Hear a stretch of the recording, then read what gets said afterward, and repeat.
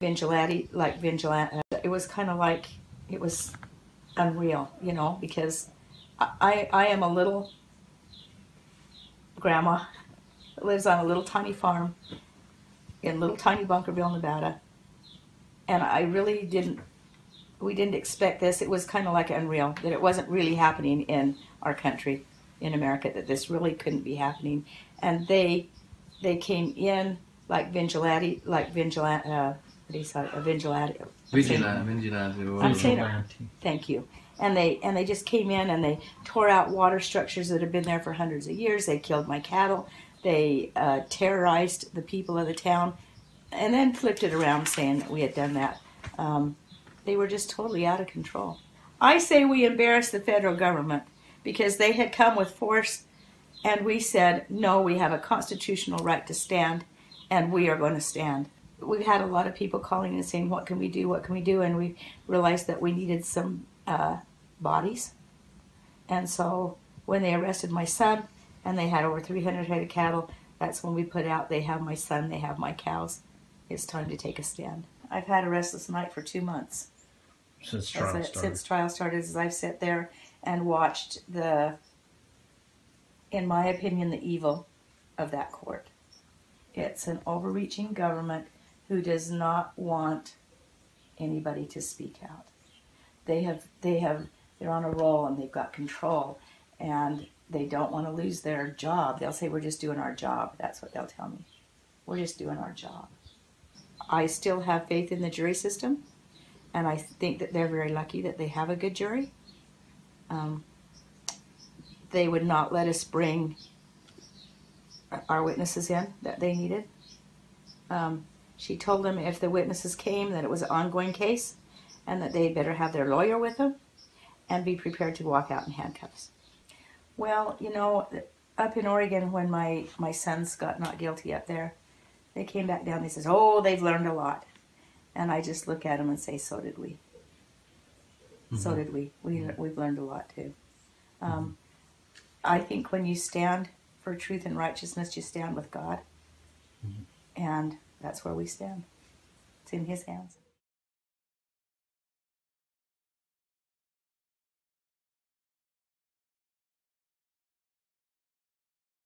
Greg Burleson, life in prison for Facebook posts.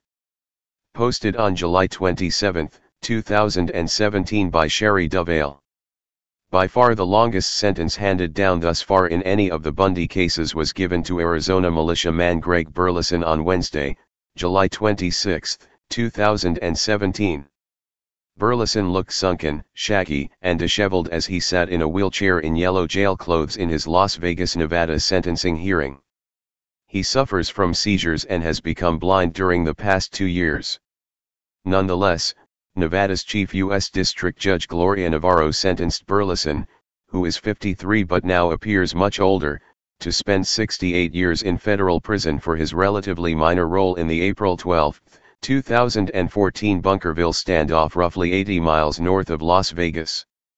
Burleson was convicted of assaulting federal officers, threatening federal officers, extortion, using a firearm in crimes of violence, and related offenses.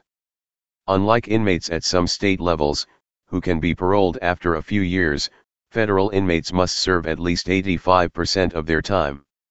Burleson was also sentenced to pay $1.5 million in restitution, supposedly to compensate the government for costs of impounding 400 of Cliven Bundy's cattle in 2014. Navarro ordered Burleson to pay $25 per quarter toward restitution while he is in prison. Burleson will almost certainly die in prison for merely walking around the Bunkerville protest with a rifle slung in low position.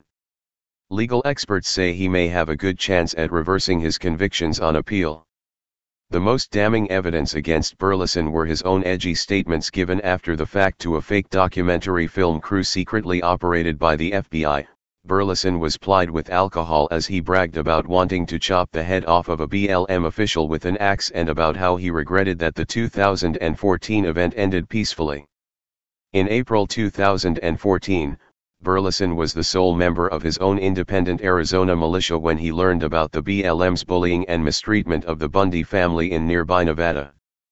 Burleson drove to the growing protest after the event had already begun, and immediately strapped on his rifle and entered the wash where numerous protesters found themselves in the rifle sights of BLM and National Park Service officials. He provided basic security for the crowd. No photo shows him raising his firearm or aiming it in any direction. Of all 19 defendants, Burleson may have spent the least amount of time at the protest event. But upon returning to his home in Phoenix, Burleson posted numerous extreme, scary and provocative comments on Facebook. It seems he bragged about doing things he did not do. Later, when interviewed by the FBI's undercover Longbow Productions documentary filmmakers, Burleson made absurdly theatrical statements, including bragging that he went to the Bundy ranch to kill federal agents.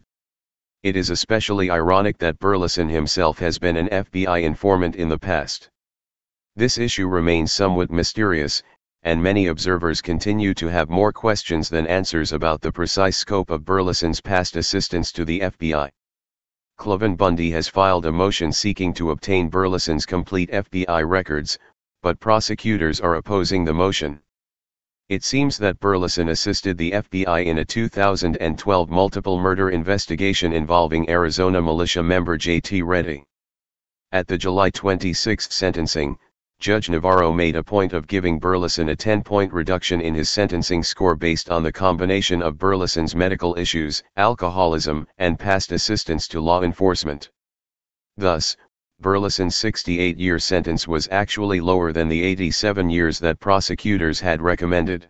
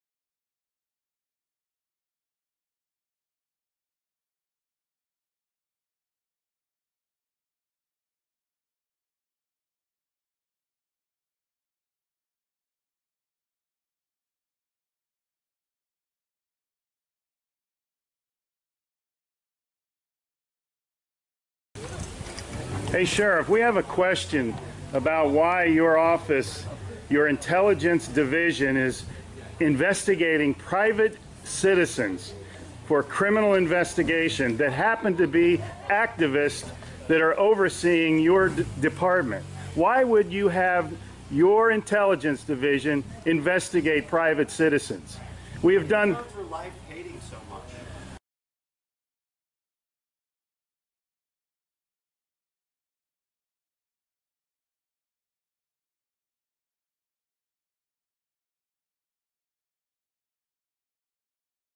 Sir, we don't hate anyone. We love freedom and we love American people. And government is out of control. That's why you're seeing such a revolt nationwide. Why can't you just answer, why is Susan Edwards, your intelligence division, investigating private citizens? This should not happen. Are you here to apply for a job?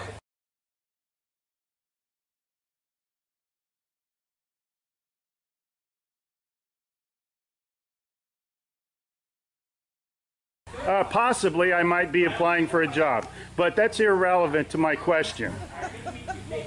Why would you ask that question? Well, enjoy the fair. Okay. Excuse me. Excuse you? Excuse me, sir. So those of you that haven't Wow. been on a bike before, Sheriff's getting a little too pushy. You work for us, Sheriff. Just keep that in mind. At one time we respected you, but not with that type of attitude.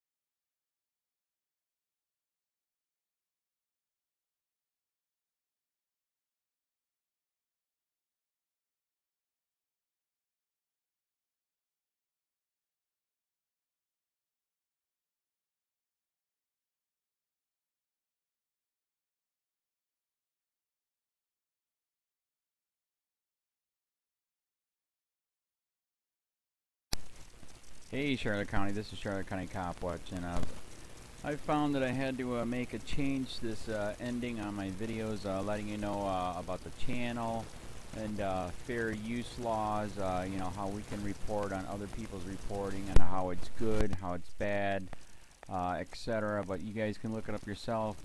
It is legal. It's in there.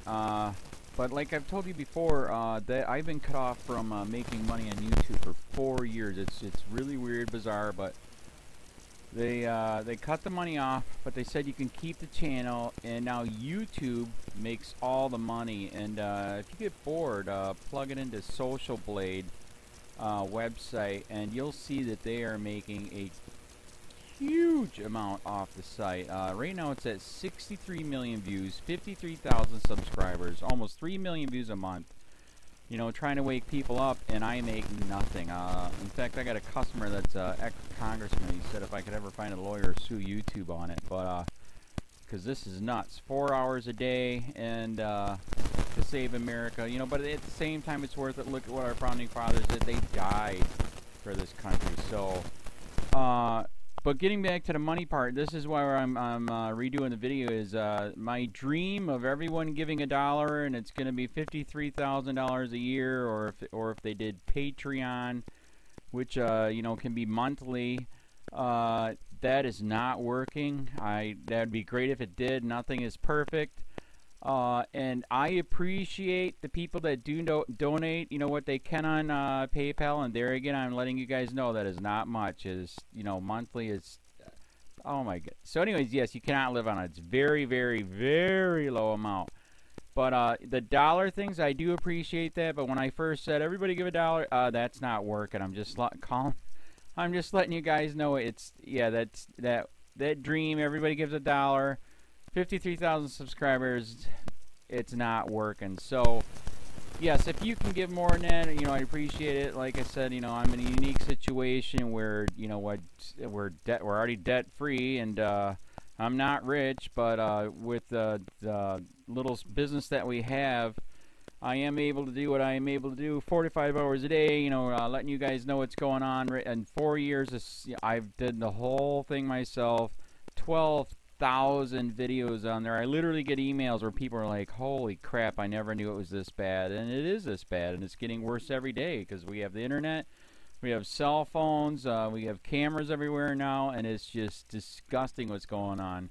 And then, as you guys know too, now we got Trump, we got Jeff Sessions doing a war on drugs, and now he wants to go after the forfeiture laws again. It's just unfreaking real. So, if you can give more than that dream of everybody giving $1, yeah, that old video, that's not working. They're not, they're just not. So anyways, if you can give more than that dream is not working. Hardly anybody is giving. There you go. So that's why I'm remaking the video. If you can give more than that, that would be great. And there again, like I said, the Patreon's there. There is some people on there that are starting to give, but there again, it's very, very low. And like I said, I don't want to get rich off of that. I'm going to keep doing what I'm doing because, you know, it's still so stinking corrupt. It's not even funny. My court case that I'm going to be paying out of my pocket myself with Charlotte County's coming up. They illegally looked me up and then posted all my information on LEOAFFAIRS website. They basically doxed me, however you want to say that. I forget what the word is, and they outed me, man. And that information on that site went out to 500 sheriffs, deputies, people that work at the jail, etc., etc., etc. So, yeah, it is very, very scary, but we're going to do a federal case, 1983 case, violating freedom of speech. We have 17 cameras in the house now. We got 2 cameras in the car. I always carry a camera plus a cell phone. A lot of people are highly recommending I get a vest now. If I could, if the wife would let me, I would run for sheriff. We are trying to push the thing nationwide right now, where just to mix it up and to get the topics out there is register to run for sheriff, NPA, no party affiliation, as a write-in, and that is completely free, and you can participate in the elections. And there's a lot of stuff. We got a guy, James McLinnis in Pinellas County, Tampa, who almost won. He experienced the corruption himself. The story is unbelievable. Look him up. It's mind-blowing what they did. It pissed him off. He is very, very smart. He has way more money than I did. He ran for sheriff at the last 3 months last year in 2016 and almost won. He got all of the black vote. And the reason why he did that is because he ran in, I will not bust, we're in Florida, I will not bust anybody for weed anymore unless it's an ungodly huge amount, like pounds. And then he also ran in no more victimless crimes, no more of this freaking road pirate bull crap. And then he was going to cut the budget by 30%. And when you think about that, you can. If you stop the road pirates, you can get rid of a bunch of people. Gone. So, the wife has been saying, yes, I can, yes, I can't. So I don't know. We're trying to find somebody that can do it because I am busy doing this anyways. But, so I'm making a video, like I said, that $1 a month from everybody, you know, for 53,000 subscribers, that is not working. I'm just letting you guys know. Absolutely give way more than $1 a month. If you can, I appreciate anything. By the way, remember too, when you give that, PayPal takes like freaking 15 to 20%, so it's even worse than that. But, and there again, like I'm letting you guys know, it's way, what I get is very, very low. Appreciate it, but it is very, very low. Can't live on it. I'm just, you know, I'm working, and that's what I'm working on. And that court case is going to cost a buttload of money. That's federal court. Just the filing fees and the depositions that we're going to be doing with this corrupt cop. So there's another reason to give. We are going to be doing a deposition with this very corrupt. He was in a drug squad. He is a bad guy. He's on steroids. We heard steroids are rampant here. That's why their attitude is so bad. And we are going to get him on video, and it will be on YouTube. So that case alone is $5,000 just to bring it to court, and that's my money out of my pocket. So there's another reason to give, and give way more than $1 if you can. So keep that in mind. This is the new video, and I see, God, I talk a lot. It's already 7 minutes, but had to make it just to let you know that $1 a month from everybody is not working. They're not doing it. So if you can give more than that, please. So thanks. Keep it up. Share, like, subscribe, tell your friends, send me your videos on corruption, and I'll post it.